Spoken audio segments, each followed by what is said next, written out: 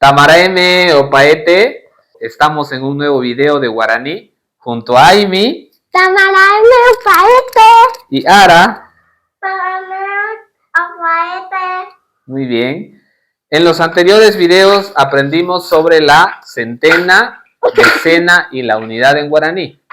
Ahora lo que vamos a hacer es unir estos tres conocimientos y tenemos cantidades de 3 cifras en guaraní.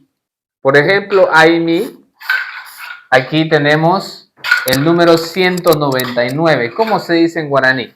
Pañandepo Pachau Pachau. 199 son los años que han pasado desde la independencia de Bolivia.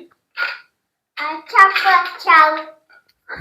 ¿Y cómo se dice 214? Mocoipopa Pañandepo Irundi.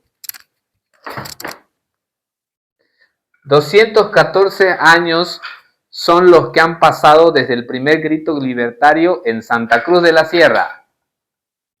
¡Santa Cruz de la Sierra! Muy bien, y Cabillae. ¿Cómo se dice 532 en guaraní? Pandepopopa Guapupa Mocoy.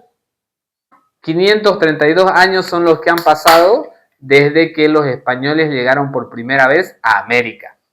América. ¿Y cómo se dice 133 en guaraní?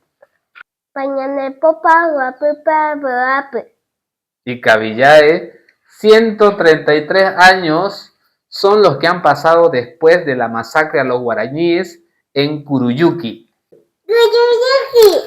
Y Cabillae, con eso terminamos el video de hoy sobre la centena, decena y unidad en guaraní. Yasoropay, Tumpandimeño. Yasoropay Tumpandimeño.